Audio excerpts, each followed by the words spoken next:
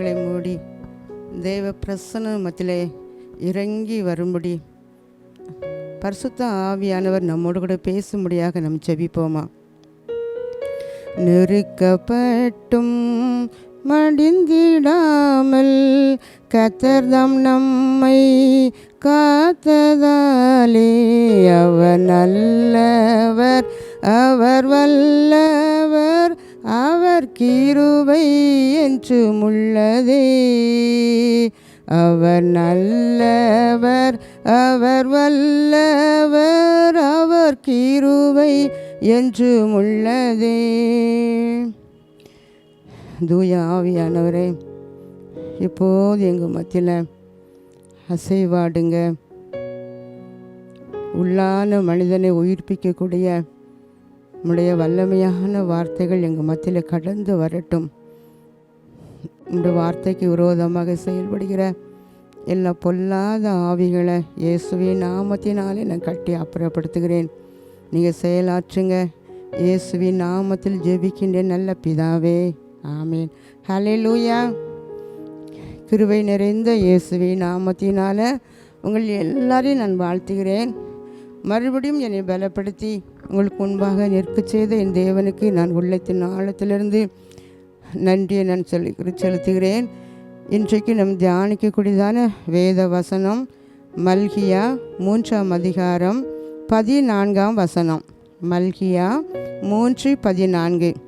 தேவனை சேவிப்பது விருதா, அவருடைய கட்டளைகளை கைக்கொள்கிறதுனாலும் சேனைகளின் கர்த்தருக்கு முன்பாக துக்கித்து நடக்கிறதுனாலையும் என்ன பிரயோஜனம்? தேவனை சேவிப்பது விருதா. அப்போ தேவனே, ஆண்டவரே, நாங்கள் உங்களை சேவித்தோம், உங்களை ஆராதித்தோம், நாங்கள் உம்மை நோக்கி கூப்பிட்டோம், நாங்கள் ஜெபித்தது, உமக்காக நாங்கள் ஓடினது, உம்மோடு கூட நாங்கள் ஐக்கியம் கொண்டது எல்லாமே விருதாவாகிவிட்டதா என்று சொல்லி ஒரு கூட்ட ஜனங்கள் ஆண்டவரை பார்த்து கேட்குறாங்க. அதே போல் நாங்கள் உமக்காக நாங்கள் ஜெபித்து என்ன பிரயோஜனம்? ஆலயத்துக்கு போய் என்ன பிரயோஜனம்? உமக்காக நான் பயந்து பக்தி வைராக்கியமாக வாழ்ந்து என்ன பிரயோஜனம் என்று சொல்லி கேள்வி கேட்டதான ஒரு கூட்ட மக்கள். இன்றைக்கும் அருமையானவர்களே, நம்முடைய வாழ்க்கையிலும் பெரிய கஷ்டம், பெரிய நஷ்டம், கண்ணீர், துன்பம், துக்கம், சோதனை, போராட்டங்கள் வரும்போது நம்ம சோர்ந்து போய்விடுகிறோம். ஆண்டவரே, நல்லதானே நான் ஜெபித்தேன், நல்லதானே நான் வேதத்தெல்லாம் வாசித்து தியானம் பண்ணினேன், நான் தினமும் நாள்தோறும் நான் ஆலயத்துக்கு வருவேனே, உங்கள் முகத்தையே நான் எப்போதும் நோக்கி பார்ப்பேனே, நான் ஒவ்வொரு நாளிலும் உலக மனிதருக்கு கொடுக்குற நேரத்தை காட்டிலும் உங்களுக்கு கொடுக்குற நேரம்தான் அதிகமாக இருந்தது. எல்லாமே ஒரு என்ன பிரயோஜனம்? இதெல்லாம் எல்லாம் விருதவாகி விட்டதே என்று சொல்லி நம்ம உள்ளத்தில் சில நேரத்தில் அப்படி நினைத்து ஆண்டவரை பார்த்து நம்ம என்ன செய்கிறோம்? கேள்வி கேட்குறோம். என்ன ஆண்டவரே, என் வாழ்க்கையில் உம்மோடு கூட நான் உறவாடி கொண்டு தானே இருந்தேன், உமக்கு பயந்து தானே நான் இருந்தேன், ஆனால் என் வாழ்க்கையிலையும் எங்கள் குடும்பத்துக்குள்ளேயும் ஏன் இந்த கஷ்டம் வந்தது என்று சொல்லி நம்ம எல்லாம் கேட்டு கேட்டு மனம் அடிந்து நம்ம போகிறோம். ஆனால் ஆண்டவர் சொல்கிறாரு, இப்படிப்பட்ட சோதனையில் நம்ம கேட்கும்போது தான் ஆண்டவர் சொல்கிற பதில் என்னன்னா, அதே மல்கியா 3ஆம் அதிகாரம் 17ஆம் வசனத்தை நம்ம வாசி பார்க்கோம்.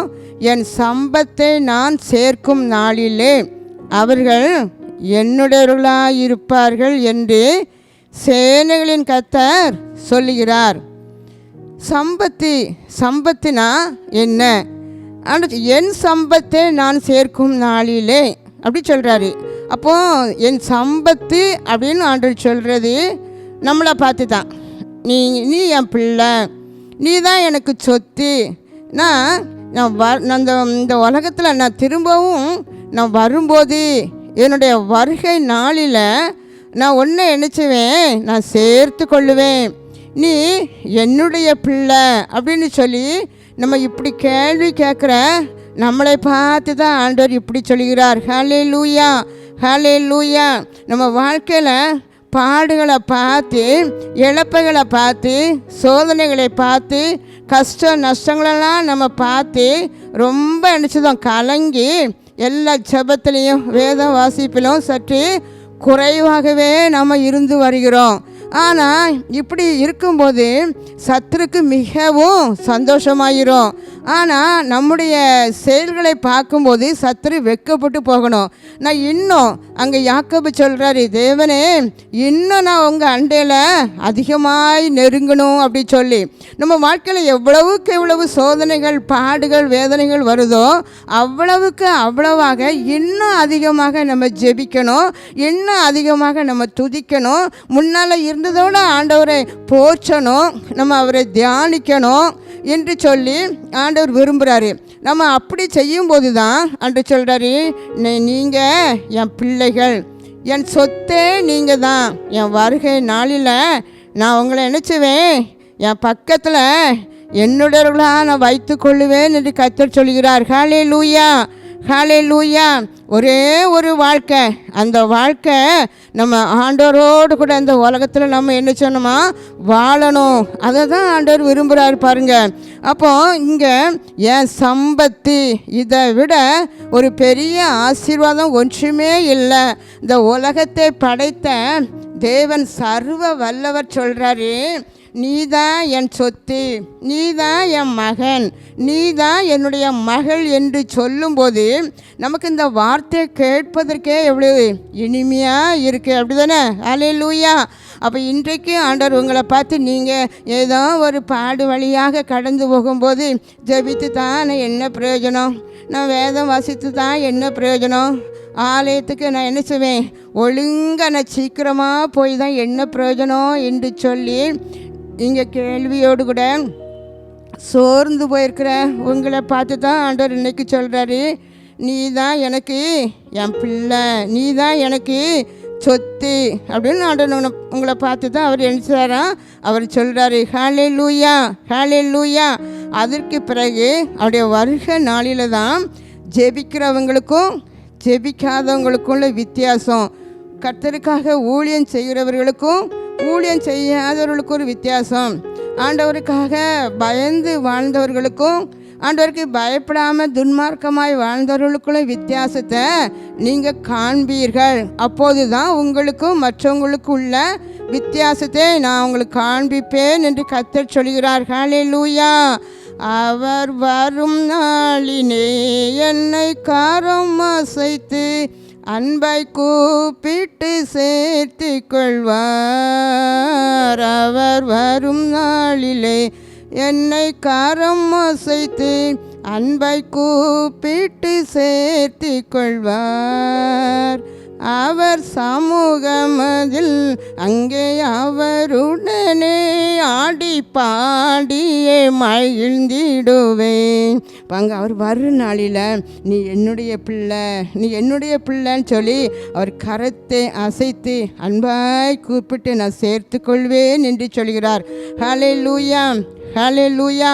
ஒரு மனிதனுடைய வாழ்க்கையில் ஆரம்பத்தை விட முடிவு தான் மிக முக்கியம். அந்த வாழ்க்கையின் முடிவு ஆசீர்வாதமாக நமக்கு இருக்கணும். ஆண்டவரை நம்ம விட்டுட்டோன்னா என்ன பிரயோஜனம், ஜபிச்சு என்ன பிரயோஜனம், நான் ஜபிக்காமல் இருப்பேன், நான் வேதம் வாசிக்காமல் இருப்பேன் அப்படி சொல்லி நம்ம ஆண்டவரை விட்டுட்டோம் அப்படின்னா ஆண்டவருக்கு ஒரு நஷ்டம் கிடையாது, நமக்கு தான் நஷ்டம். அப்போது நம்ம வாழ்க்கையில் எப்போதும் எந்த சூழ்நிலையிலும் ஆண்டவரை விட்டு விடாதபடிக்கு நம்ம அவரோடு கூட இன்னும் அதிகமாக நெருங்கி நம்ம வாழணும். அதை தான் கர்த்தர் என்ன செய்றாரா விரும்புகிறாரு. நம்ம வேதத்திலும் கூட அவங்க வாழ்க்கையில் பாடு வந்தபோது எப்படி நடந்து கொண்டாங்க அப்படி சொல்லி 2 மனிதர்களை குறித்து நம்ம இப்போ தியானிக்க போகிறோம். முதலாவதாக நாபோத் என்ற ஒரு தேவ மனிதனுடைய வாழ்க்கையை நம்ம இப்போ தியானிக்க போகிறோம். இந்த நாபோத்து சம்பவம் உங்கள் எல்லாருக்கும் நன்றாகவே தெரியும். பல முறை இதை நீங்கள் என்ன செஞ்சுருப்பீங்க, வாசிருப்பீங்க. இதை வைத்து எத்தனையோ பிரசங்கங்களெல்லாம் கேட்டிருப்பீங்க. ஆனாலும் இன்றைக்கும் பரிசுத்த ஆவியானவர் இதையே உங்களுக்கு அவர் காட்டுகிறார் என்றால் இதில் உள்ள ஒரு ரகசியம், ஆழமான ஒரு காரியத்தை அவங்களுக்கு கற்றுக் கொடுக்க விரும்புகிற அப்படின்னால தான் அந்த வசனத்தை நமக்கு தந்திருக்கிறாரு.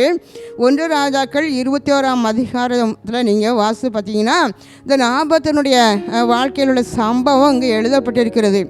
இந்த நாபோத் ஒரு இஸ்ரவேல் தேசத்தில் ராஜாவாக இருக்கிற ஆகாப் ராஜா அரண்மனை பக்கத்தில் இந்த நாபோத்துக்கு ஒரு திராட்சை தோட்டம் ஒன்று இருந்தது. இந்த திராட்சை தோட்டத்தை அந்த ஆகாப் ராஜா பார்க்கும்போதெல்லாம் அவர் அரண்மனையிலிருந்து இங்கே வெளியே எட்டி பார்க்கும்போதே இந்த திராட்சை தோட்டம் அவருக்கு தெரியும். அப்போ எப்போவுமே அவர் உள்ளத்தில் ஒரு ஆசை, நம்ம அரண்மனை பக்கத்தில் இந்த திராட்சை தோட்டம் இருக்குதே, இதை நம்ம என்ன செஞ்சுவிடலாம், அந்த நாபோத்திலிருந்து வாங்கி கீரை போடுவதற்காக கீரை கொள்ளையாக நம்ம என்ன செஞ்சுக்கிடலாம், பயன்படுத்தலாம் அப்படி சொல்லி அந்த ஆகாப் ராஜா நினைத்தார்.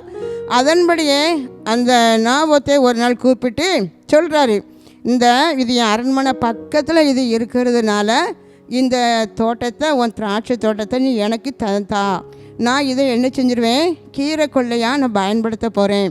அதில் நீ இதுக்கு பதில் எனக்கு திராட்சை தோட்டம் தான் வேணும்னு சொன்னால் இதுக்கு பதிலாக வேறு நல்ல திராட்சை தோட்டத்தை நான் உனக்கு நினச்சுவேன் தருவேன். அதுவும் வேண்டான்னா இதனுடைய விலைக்கரையத்தை நான் பணமாக நான் உனக்கு நினச்சிருவேன் தருவேன் அப்படி சொல்லி கேட்குறாரு. ஆனால் ஒரு ராஜா, அந்த ராஜாவுக்கு அந்த தேசம் முழுவதும் அவர் என்ன சொன்னாலும் அவருடைய அதிகாரம்தான் அங்கே. அப்போ அப்படி இருக்கும்போது அந்த ராஜா கேட்டாருன்னா, சரிங்க ராஜா அப்படி தான் என்ன செஞ்சுட்டு போகணும், சொல்லிட்டு போகணும். ஆனால் இந்த நாபோத்து என்ன சொன்னார்னா, அந்த 21:3 வாசித்து பார்க்கும்போது நாபோத் ஆகாபை நோக்கி, நான் என் பிதாக்களின் சுதந்திரத்தை உமக்கு கொடாதபடி கர்த்தர் என்னை காப்பாராக என்றார். பாருங்க, இது பிதாக்களின் சுதந்திரம், இது நான் உழைச்சி நான் சம்பாதித்து வாங்கின ஒரு நிலம் இல்லை, இது என் பிதாக்கள் அவங்க உழைச்சி சம்பாதித்தது, அவங்க எனக்கு தந்த ஒரு சுதந்திரம். அப்போ திராட்சை தோட்டம் அப்படின்னா ஆவிக்குரிய ஒரு ஆசீர்வாதத்தை அது குறிக்கும். அப்போ இன்றைக்கி இந்த ஆகாப் அந்த ராஜாவுக்கு பயப்படலை. ஆகாப்புக்கு தெரியும், இந்த ராஜாவுக்கு கொடுக்கலைன்னா ஏதாவது நமக்கு தீமை செய்வார் என்று சொல்லி. ஆனாலும் என்ன செய்தாலும் பரவாயில்ல, கொஞ்சம் போட்டாலும் நான் என்ன செய்வேன், பரலோகத்தில் தான் போய் இருப்பேன். ஆனால் என் பிதாக்களின் சுதந்திரத்தை மட்டும் நான் என்ன செய்ய மாட்டேன், இந்த ராஜாவுக்கு நான் கொடுக்க மாட்டேன். ராஜாவுக்கு மட்டுமில்ல, வேறு யாருக்கு நான் என்ன செய்ய மாட்டேன், நான் கொடுக்க மாட்டேன் அப்படி சொல்லி அவர் உறுதியாக இருந்தார் பாருங்க. அப்போ என்ன ஆனாலும் பரவாயில்ல, நான் என்ன செய்ய மாட்டேன், தரமாட்டேன் அப்படின்னு சொல்லி. அப்போது இன்றைக்கு நம்ம உலக காரியங்களுக்காக நம்ம தேவனை என்ன செஞ்சிருந்தோம், அநேக இடத்துல விட்டு கொடுத்துருந்தோம். இயேசு வேண்டாம் அப்படின்னு சொல்லி நம்ம அவரை விட்டு கொடுத்து விட்டு நம்ம போய் விடுகிறோம். ஆனால் இங்கே இந்த ராஜா, இவன் நாபோத் என்ன செய்யல, ராஜாவுக்கு அவன் பயப்படலை. அப்போது இன்றைக்கு ரட்சிப்பு, ஆவிக்குரிய ஆசீர்வாதம் ரட்சிப்பு.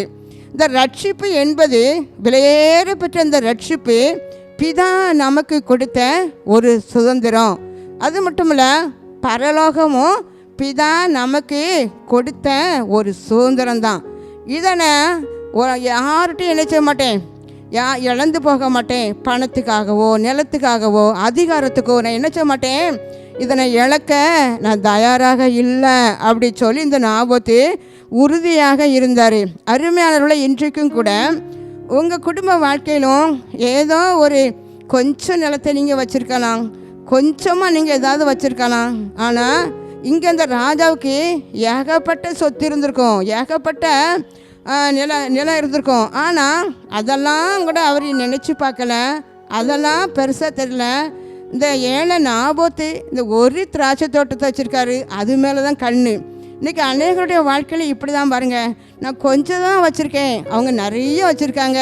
ஆனால் அவங்களுக்கு என்ன கண்ணுனா உங்கள் மேலே தான் கண். ஹல்லேலூயா. ஆனால் இன்றைக்கு ஆண்டவர் சொல்கிறாரு, நீங்கள் கூட நினைக்கலாம், என்கிட்ட இருக்க கொஞ்சத்தையும் அவங்க நினச்சிதாங்க பங்கு போட வராங்க, இந்த கொஞ்சத்தையும் அவங்க வாங்கிக்கிட்டதுக்காக கோர்ட்டில் நினச்சிதாங்க கேஸ் போட்டிருக்காங்க அப்படிலாம் சொல்லி பல சூழ்நிலையில் நீங்கள் இன்றைக்கி கலங்கி நிற்கலாம். இங்கே அந்த நாபோத்து கூட அன்றைக்கி அப்படி தான், எனக்கு உதவி செய்ய ஒருவரும் இல்லை, தட்டி கேட்க யாரும் கிடையாது ராஜாவை. அதனால தான் துணிஞ்சு அந்த ராஜா என்ன செய்தார் தெரியுமா? இவன் குடிக்கலான்னு ஒன்று அரண்மனைக்கு போகிறாரு. அந்த கட்டிலின் மேலே அவர் நினைச்சாராம் துக்கத்தோட, சாப்பிடாம, போஜனம் பண்ணாமல் சாப்பிடாம, முகம் ரொம்ப வாடி அவர் கோபத்தில் உருன்னு படுத்திருந்தாராம். உடனே அவனுடைய மனைவி ஏசபேல் அந்த ராஜா கிட்டே போய், எதுக்கு நீங்கள் சாப்பிடலை, ஏன் முகம் இப்படி இருக்கு அப்படி சொல்லி கேட்கும்போது தான் அவர் சொல்கிறாரு, நான் இப்படி நாபோத்துக்கிட்ட கேட்டேன், நாபோத்து எனக்கு என்ன செய்யலை, தரலை அப்படின்னு சொன்னதோட இவங்க சொல்கிறான் அந்த ஏசபேல், அது நீங்கள் தானே எங்கள் அதிகாரம் பண்ணுகிற ராஜா, அப்படி இருக்கும்போது அந்த நாபத்தினுடைய திராட்சை தோட்டத்தை நான் உங்களுக்கு என்ன செய்தேன், தாரேன், நான் எடுத்து தாரேன் அப்படின்னு அந்த ஏசபேல் சொல்கிறாங்க.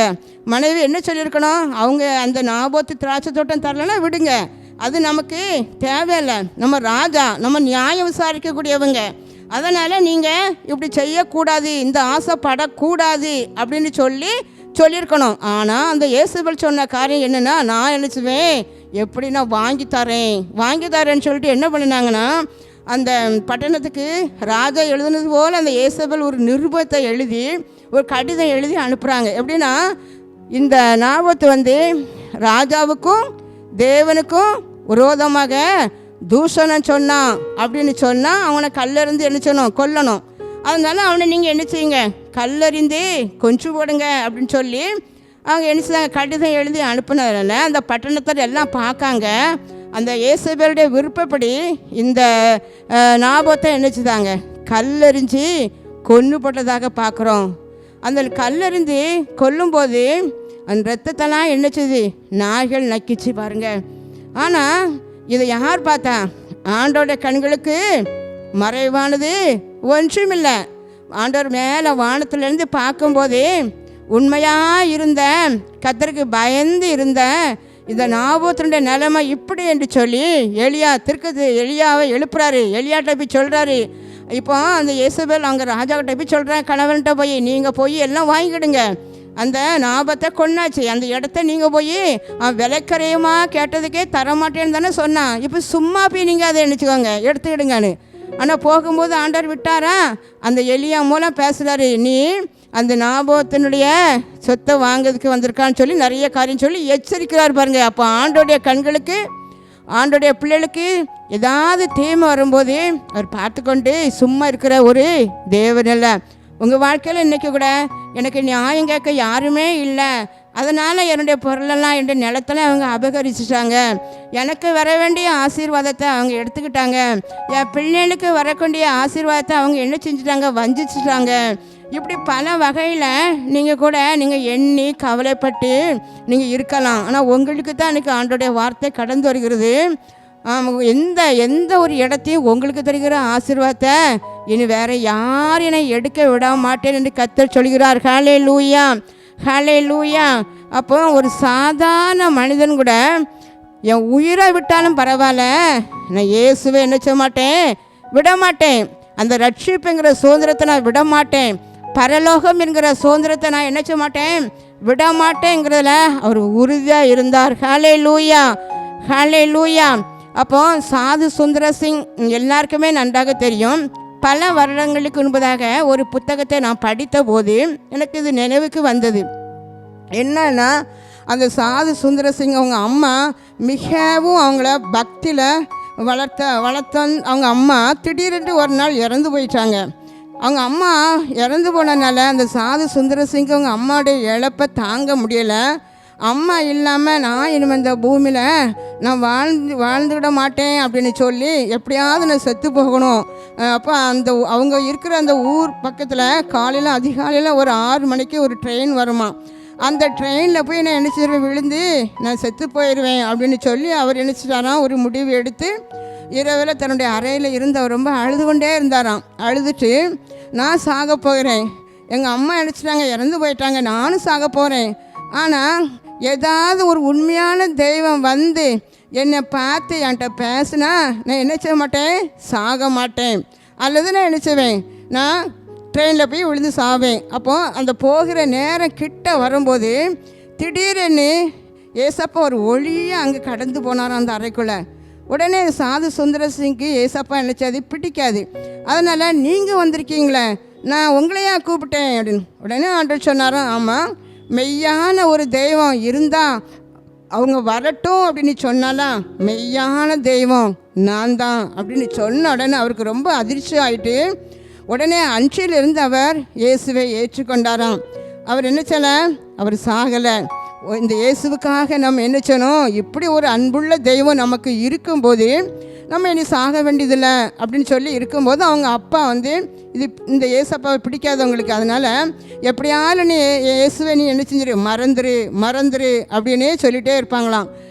இல்லை, நான் எனக்கு உயிர் தந்தது அந்த இயேசு தான், அதனால் நான் அவரை விடவே மாட்டேன் அப்படி உறுதியாக சொன்னனால அவங்க அப்பா அதனால அந்த சாது சுந்தர சிங் காலில் விழுந்து கெஞ்சினாராம், தயவு செய்து மகனே நீ இந்த இயேசுவை மறந்து விடு, நான் உன்னோட அன்பு செலுத்துகிற தகப்பன் இருக்கேன்லாம், ஏன் விருப்பப்படி செய்யி அப்படின்னு சொல்லி கெஞ்சி கேட்ட உடனே அவர் சொன்னாராம், என்னை மன்னிச்சிடுங்கப்பா, நான் இயேசுவோடு தான் நான் இருப்பேன், இயேசு இல்லாமல் நான் என்ன செய்ய மாட்டேன், என்னை வாழவே மாட்டேன் அப்படி உறுதியாக சொன்னனால அவங்க அப்பாவுக்கு ரொம்ப கோபம் வந்துட்டு, நீ இயேசுவை ஏற்றுக்கொண்டா, நீ இயேசுவோடு கூட இருந்தானா அந்த சொத்து ஒன்றும் தரமாட்டேன், ஒன்றுமே எனக்கு தேவையில்லை, இயேசு மட்டும் எனக்கு இருந்தால் போதும் அப்படின்னு சொல்லி அவங்க எல்லாம் இழந்தாலும் பரவாயில்ல, நான் இயேசுவோடு இருப்பேன் என்று சொல்லி அவர் இறுதி மூச்சு வர அவர் இயேசுவோடு வாழ்ந்தார் என்று நம்ம பார்க்குறோம்.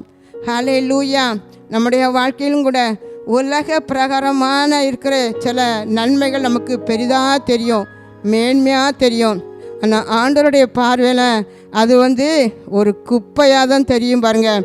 அப்போ நம்ம இன்றைக்கி அந்த சாதாரண மனிதன் கூட இயேசுவுக்காக உயிரையே கொடுத்தாரு.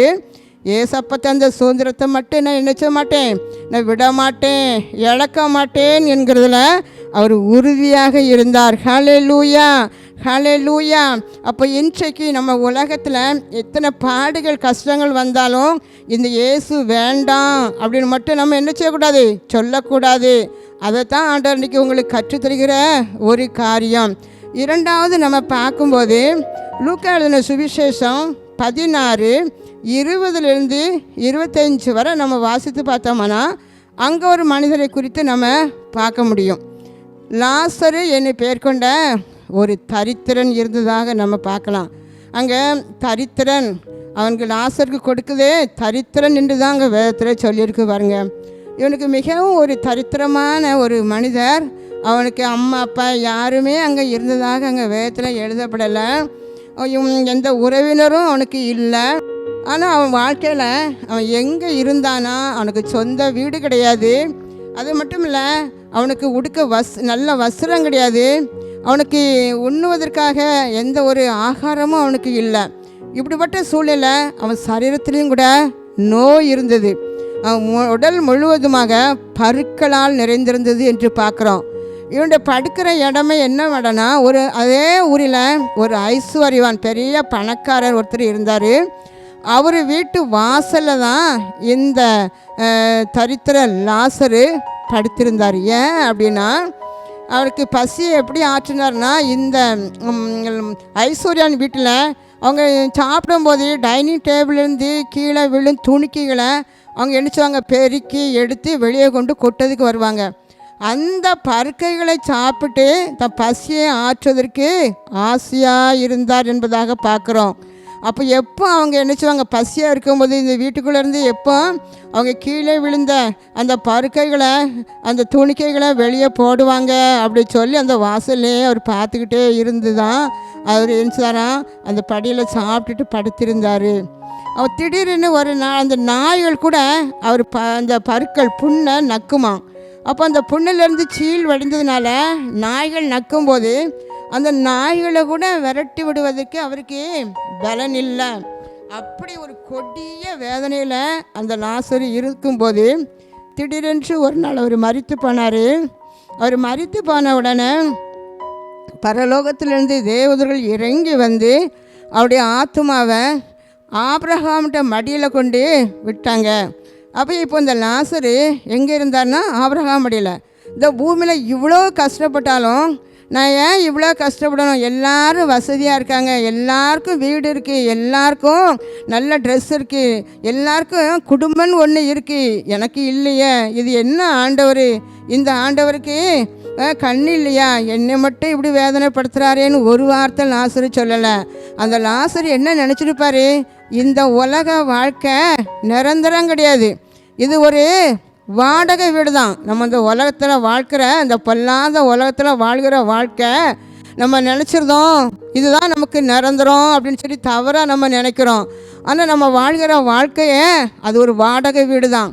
வாடகை வீட்டில் இருக்கவங்க நிலைய அந்த வீட்டில் என்ன செய்ய முடியாது, இருக்க முடியாது.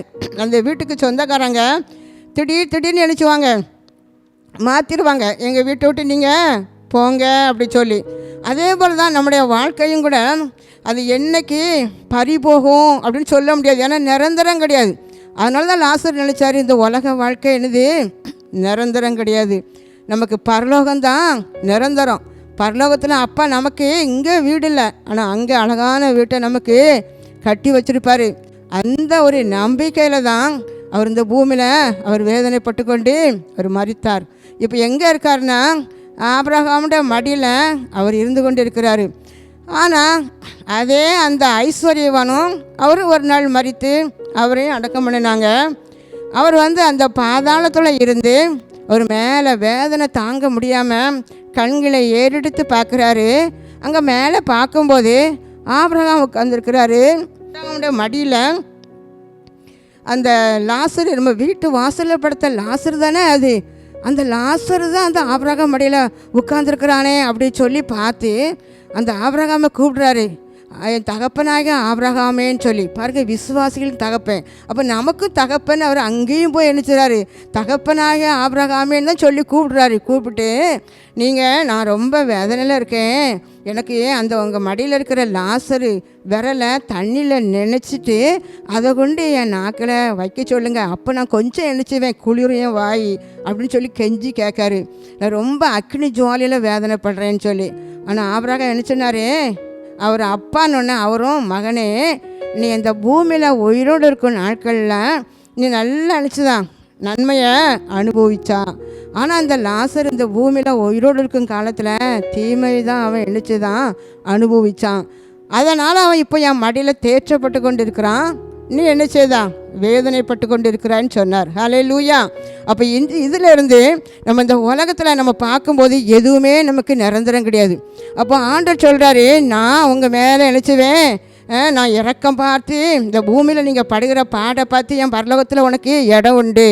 மேகமீதில் இயேசு சுவாமி வேகம் வாராரே, ஆயத்தமுள்ளோரை ஆகாயம் சேர்க்க அவரே வாராரே.